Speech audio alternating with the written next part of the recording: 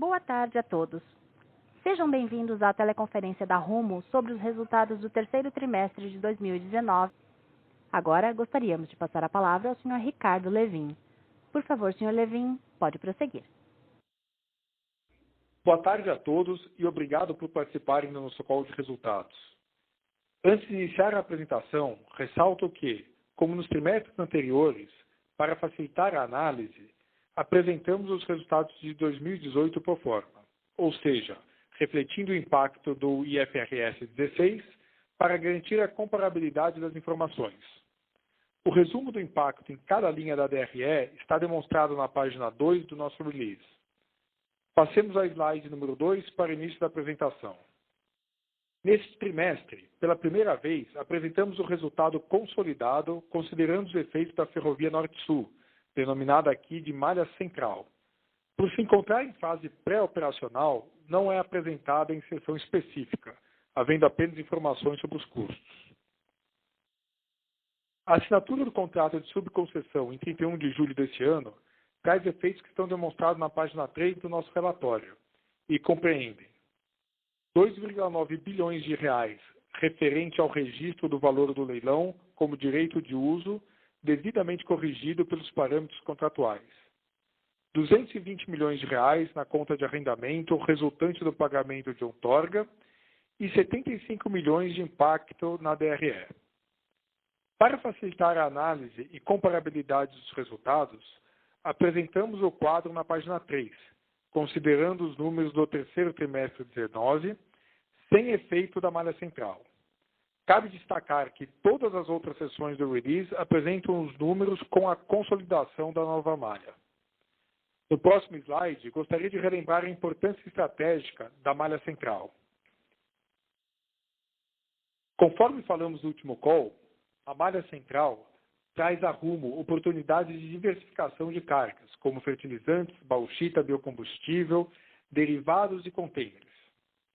Além disso, amplia nossa área de atuação em produtos agrícolas para os estados de Goiás e Tocantins, áreas com forte potencial de crescimento que hoje não têm acesso eficiente a uma ferrovia. Ao longo dos próximos meses, o objetivo é tornar a malha operacional em toda a sua extensão e, para tanto, faremos investimentos necessários para garantir a realização do potencial dessa ferrovia, cujos resultados poderão ser observados a partir de 2022. No próximo slide, iremos abordar o resultado operacional do terceiro trimestre de 2019.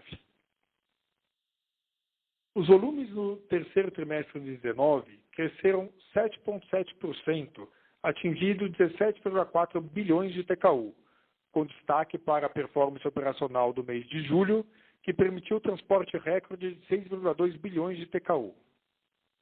Na análise por segmento, destacam-se o transporte de fertilizantes, que aumentou em 42%, impulsionado pelos volumes da Operação Norte, o volume de grãos, que cresceu 9%, com destaque para o transporte de milho, que ficou 24% acima do terceiro trimestre de 2018, e o transporte de contêineres, que cresceu 12%. Por favor, me acompanhem para o próximo slide para abordarmos a performance financeira. Nesse trimestre, o EBITDA da Rumo cresceu 18,5% contra o ano anterior, atingindo 1,2 bilhões de reais. E a margem consolidada alcançou 58,6%, 4,4 pontos percentuais acima do terceiro trimestre de 2018, refletindo a excelente alavancagem operacional da companhia. Gostaríamos de destacar o aumento das tarifas em 4,6%, resultado da normalização da sazonalidade, do aumento de tarifa de 2018 para 2019 e do menor impacto do volume de fertilizantes no preço médio, uma vez que já havia histórico do volume no terceiro trimestre de 2018. O custo variável cresceu menos que a expansão do volume, refletindo principalmente a melhora na eficiência energética em 6,2%. O custo fixo subiu 4,3% em função da reoneração da folha das malhas Oeste e Sul e dos maiores gastos com manutenção na Operação Norte. Todas as operações apresentaram um crescimento de EBITDA, com ganho de tarifa e boa performance em custos. Vamos agora passar para o resultado financeiro e lucro líquido. Apresentamos despesa financeira líquida de R$300 milhões, em linha com o terceiro trimestre de 2018. Contribuíram positivamente para esse resultado a redução da dívida bruta e a redução do custo médio da dívida.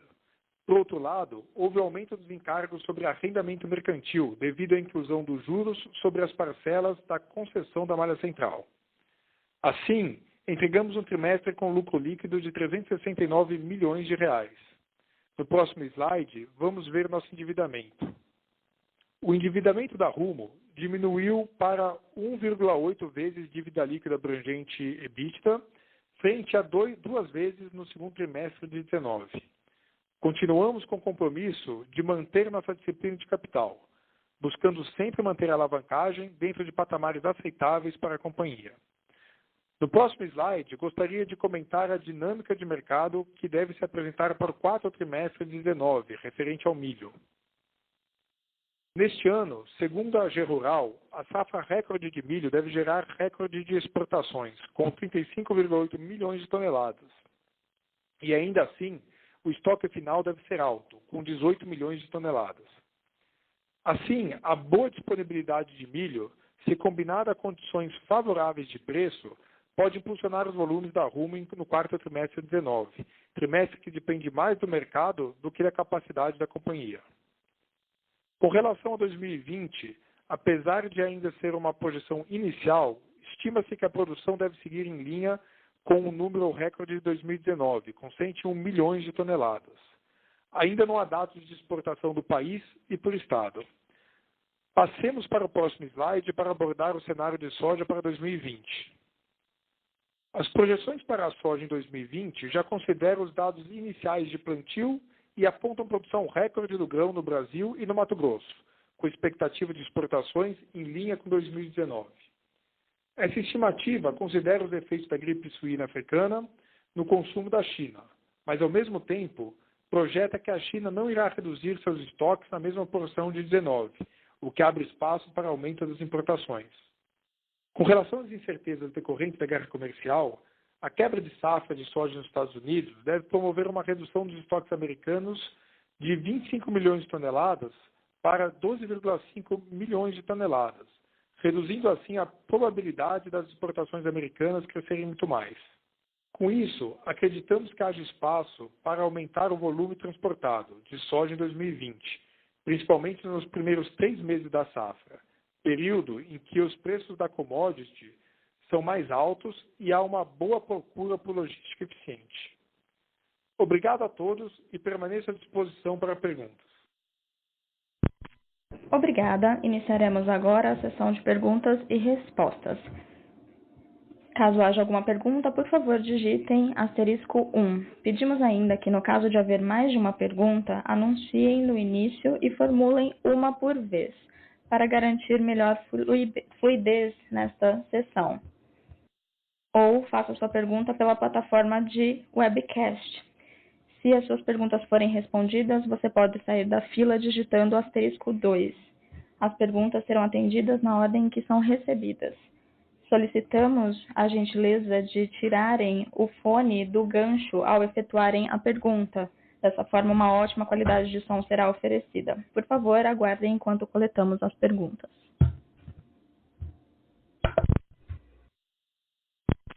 Nossa primeira pergunta é do Sr. Steve Trent, Citi. Obrigado por aceitarem a minha pergunta. É o Brian Roberts, na verdade. Com relação ao crescimento do volume de soja, com relação à queda na Malha Sul, vocês já falaram alguma coisa, já divulgaram alguma informação sobre essas diferenças de custo das duas malhas? Olá, Steve. É o Brian, desculpa. Obrigado por enviar a pergunta. Com uma resposta bastante breve, primeiro, no norte, o nosso TKB é muito mais elevado no norte do que no sul. Então, isso leva a uma margem mais alta no norte em comparação ao sul. No sul, como a distância é mais curta, entre as produções e os portos, nós temos uma concorrência maior no mercado de transporte rodoviário. Isso faz com que a margem seja menor. As margens são menores também devido a esse motivo. Mas, basicamente, essa é uma resposta bastante breve. Essa é o motivo, a razão por essa grande diferença entre os dois. Ok, muito obrigada. A próxima pergunta vem de Victor Mizuzaki, Bradesco BBI. Obrigada, eu tenho duas perguntas. Primeiro, quando nós olhamos a operação dos containers, nós vemos que houve um crescimento de volumes de 25% ao longo do ano. Vocês poderiam dividir para a gente ter um detalhamento maior de onde vem esse crescimento e também quando vocês esperam ver esse crescimento se estabilizando? A segunda pergunta é com relação às negociações das trading companies para ter os contratos novos de take or pay para o ano que vem. Olá, Vitor, obrigado pela pergunta. Respondendo à primeira sobre os containers, basicamente o crescimento vem de backhauling, o aumento do backhauling, aumento da carga, não necessariamente devido ao double stack. Double stack é bastante recente. Nós veremos melhorias nas margens e nos volumes dos double stack no ano que vem, mais ou menos no ano que vem. Mas, basicamente, as melhorias de volume vieram de backhauling.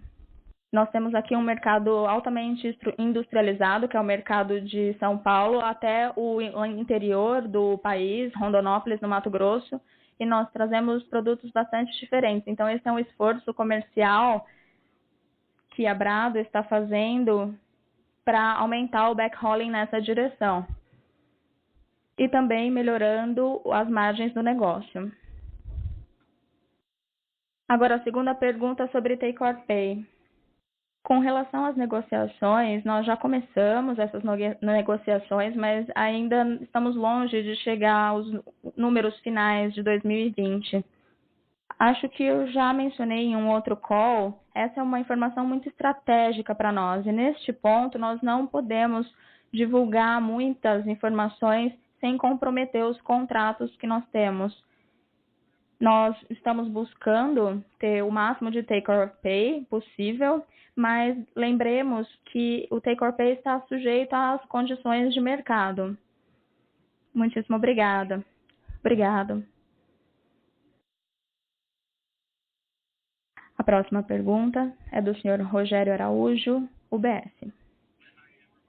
Olá a todos, obrigada pela oportunidade. Eu tenho algumas perguntas. Primeiro, sobre a malha Norte-Sul.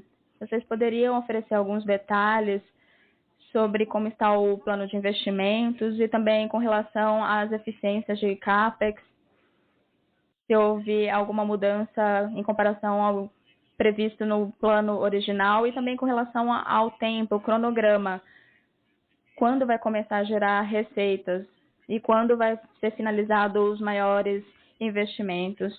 Eu gostaria de ouvir a resposta e depois eu farei a próxima pergunta. Olá, Rogério. Obrigada por fazer a pergunta. Essa primeira metade do ano, na verdade, segunda metade do ano, no terceiro trimestre, a malha central, como nós estamos chamando de agora em diante, a malha Norte-Sul, a ferrovia Norte-Sul, agora nós estamos investindo na due diligence da rede, da malha, e também estamos investindo nosso tempo com o início das negociações dos contratos de fornecimento. O CAPEX para a malha central vai começar no mês que vem e nós vamos levar mais ou menos 2 anos para entrar em operação. A primeira operação se iniciará até o final de 2021, ou início de 2022. Com relação à eficiência do CAPEX, acredito que tudo que nós temos visto na malha central está sendo bastante positivo. Então, vocês viram que nós oferecemos algumas informações sobre o mercado.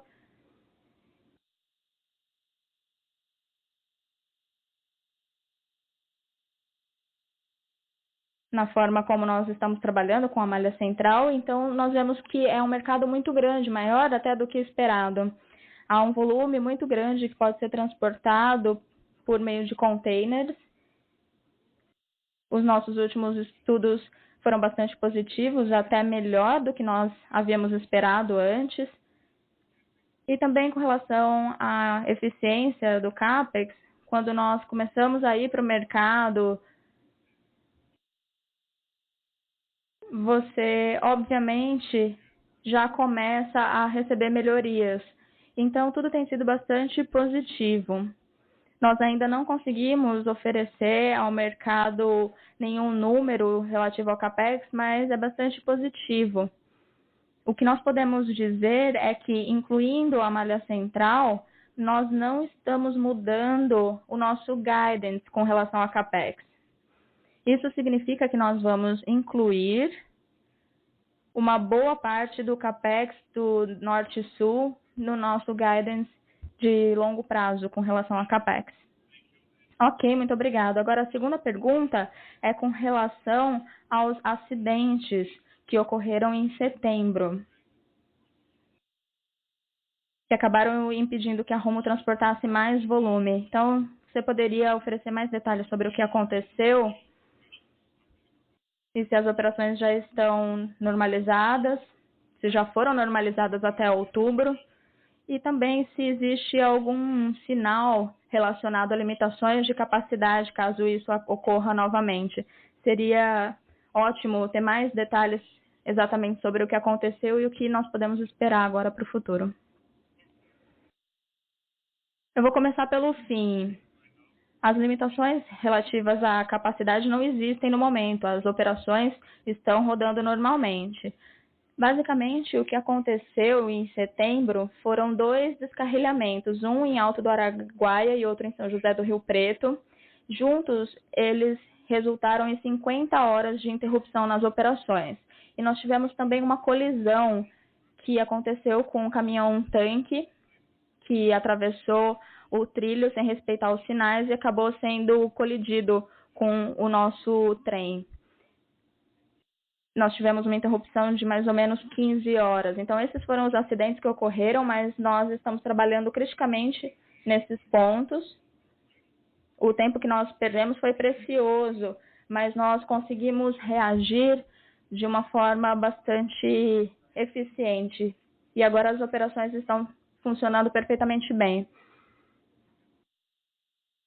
Durante a semana, nós vamos apresentar ao mercado os volumes de outubro. Então, você vai poder olhar no site essas informações. Na verdade, na quinta-feira, não na quarta. Ok, muito obrigada. A próxima pergunta é do Sr. Felipe Vinagre, Credit Suisse.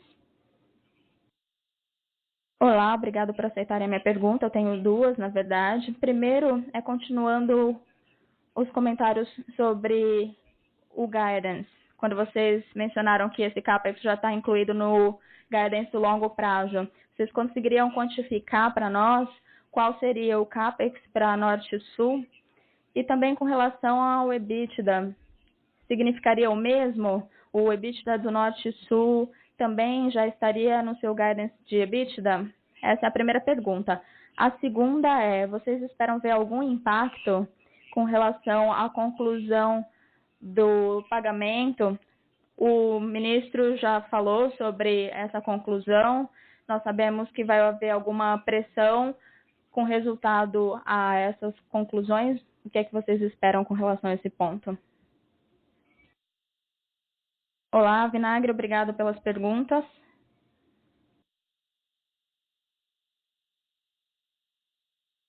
Com relação ao guidance, o ponto aqui é que nós não estamos mudando o guidance de longo prazo.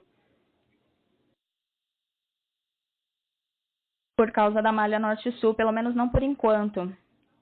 O que você viu nos documentos do leilão, havia lá algo relacionado a 3,5 bilhões a serem investidos na malha norte-sul. 1 bilhão com relação às obrigações e 2 bilhões em material rodante. Os investimentos que virão nos próximos 3 anos, até 2023, então 3 ou 4 anos, não vão alterar o guidance. Então, nós vamos usar esse 1 bilhão e nós vamos investir o que for necessário para o material rodante, para atender os volumes que nós temos em Goiás e no Tocantins. Então, nós não vamos aumentar o CAPEX. Agora, com relação ao EBITDA, nós também não vamos alterar, mas o EBITDA gerado pela Norte Sul não está incluído no guidance que nós oferecemos. Quando nós começarmos a negociar todos os contratos, quando nós tivermos uma visão melhor com relação a isso, nós vamos conversar com o mercado. Mas essa é uma ferrovia que ainda precisa de 2 a 3 anos de trabalho para estar pronta. Ela está num momento pré-operacional. Então, os contratos serão assinados um pouquinho antes desse tempo, então nós teremos mais informações. Agora, com relação à segunda pergunta.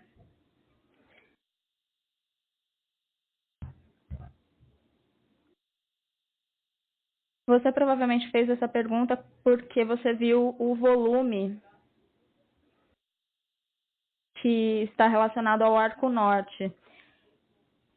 Com relação ao 163, o que nós temos é uma concorrência para essa ferrovia. E é importante saber aqui nesse ponto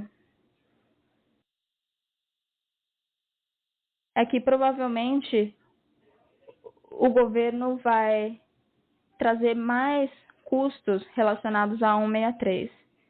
Além disso, nós perdemos parte do volume no Arco Norte e 163, não por causa da concorrência, mas por causa das metas de capacidade que nós tínhamos, que eram menores do que o crescimento do mercado. Nós vemos aqui uma concentração muito grande de exportação de milho em 3 meses. E esse crescimento foi muito maior do que o crescimento da nossa capacidade. E foi esse o maior motivo pelo qual nós perdemos o market share no Arco Norte, que inclui a 163. Agora, é importante saber que nós continuamos investindo. Esses investimentos vão aumentar a nossa capacidade e isso vai permitir que nós participemos desses volumes exportados. Assim, nós teremos uma competitividade maior do que a concorrência. Ok, muito obrigada. Novamente, caso desejem fazer pergunta, por favor, digite *1. Obrigada. Assim encerramos a sessão de perguntas e respostas para analistas da indústria. Agora eu vou passar a palavra ao senhor Ricardo Levin para suas considerações finais. Essa é a última teleconferência do ano, então eu gostaria de agradecê-los, nossos investidores e os analistas também, por todo o apoio que vocês ofereceram ao longo desse ano. Esperamos estar com vocês nos próximos anos também. Então, muito obrigado. Até a próxima. Concluímos, assim, a teleconferência de resultados da Rumo. Obrigada.